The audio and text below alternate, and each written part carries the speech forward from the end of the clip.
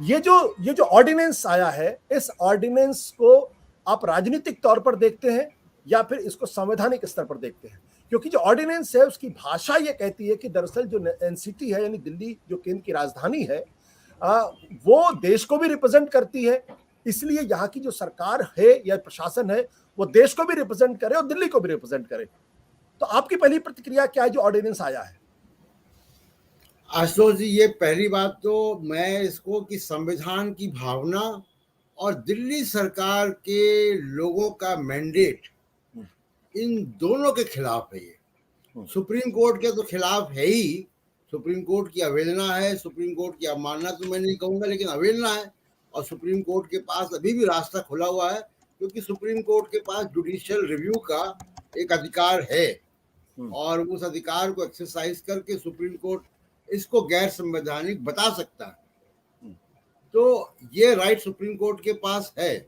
दूसरा ये कि देखिए, दिल्ली में इसका पॉलिटिकल मतलब जो आपने कहा, मैं ये समझ रहा हूं कि बहुत ही ये बचकाना कदम है, जल्दबाजी में लिया गया, हड़बड़ाहट में लिया गया, या किसी करप्शन को दबाने के लिए लिया गया।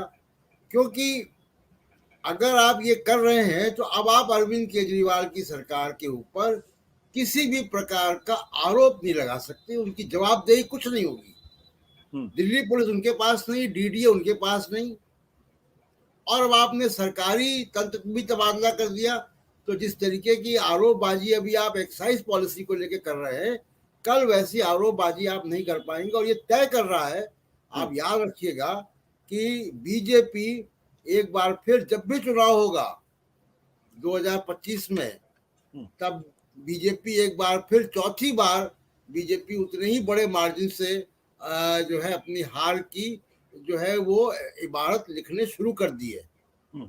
एक बात। दूसरी की जो उसका कानूनी और संवैधानिक पहलू है, देखिए दिल्ली के लोगों ने आधा वोट नहीं दिया है, और आज जिस तरफ दुनिया जा रही है, डिसेंट्रलाइजेशन की तरफ जा रही है दुनिया, भारत में फेडरल पॉलिटिक्स की बात हो रही है, भारत का संविधान पहली अपनी अनुच्छेद में कह रहा है कि India that is Bharat shall be the union of states. तो दिल्ली में जहां एक तरफ बात हो रही है पूर्ण राज्य का दर्जा देने की, और आप दिल्ली को एक यूनियन टेरिटरी भी नहीं रहने दे रहे हो, आप उसको कॉलोनी बना के रख रहे हो। तो ये दिल्ली के लोगों को भी बहुत ही नागवार गुजरेगा कि, और सुप्रीम कोर्ट के ऊपर तो ये है ही।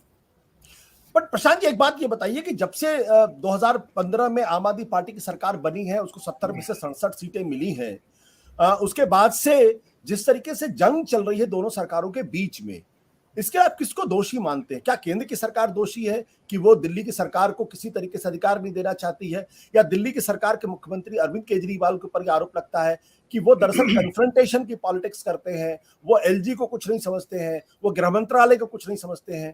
तो ये दो ध्रुव हैं। आपको क्या लगता है, क्या दोनों एक दूसरे के साथ काम नहीं करना चाहते हैं? अगर है तो उसकी राजनीतिक मतलब क्या है? देखिए, मैं इसको अगेन चिकन डिबेट नहीं मानता हूं।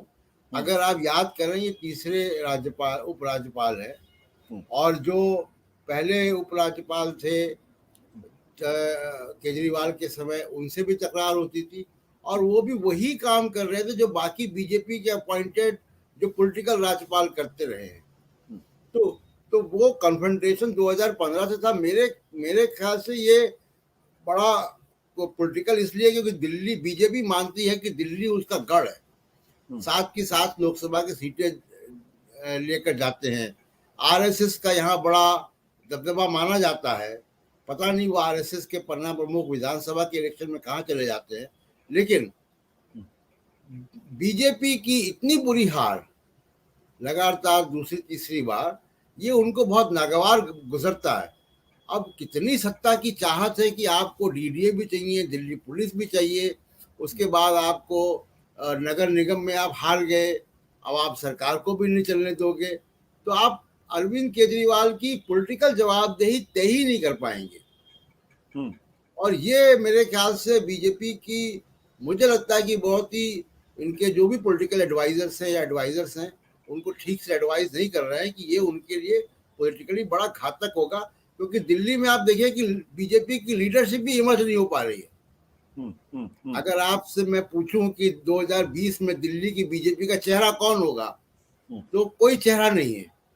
तो बीजेपी में, दिल्ली की बीजेपी में बड़ा वैक्यूम है, और वो वैक्यूम बढ़ेगा इन सब कारनामों से। तो ये पॉलिटिकल फैसला तो नहीं है, ये कोई इसके दूसरे कोई छुपे हुए मतलब हो सकता हो कि अधिकारियों के जरिए दिल्ली में क्या करना चाहते, क्योंकि दिल्ली देश की राजधानी है, यहाँ आवाजाही है, सारे पुलिस को वीआईपी के मूवमेंट्स का पता होता है, अफसरों को मूवमेंट्स का पता होता है, पॉलिटिशियंस के। तो ये बड़ा एक दिल्ली में जो है ये, क्योंकि राकेश जी जो है वो पुलिस में रहे, फोर्सेस में, वो बताएंगे कि दिल्ली का जो डीसीपी कंट्रोल रूम होता है वो बहुत लोगों की पोल पट्टी जानता है, रात में क्या मूवमेंट होते हैं, कौन कहाँ पकड़ा जाता है। तो ये अफसरों को अपनी नाक के नीचे रखना दिल्ली के, ये बड़ी मजबूरी है कहीं कोई केंद्र सरकार की और मोदी सरकार की। सत्य हिंदी का ऐप डाउनलोड करें गूगल प्ले स्टोर पर।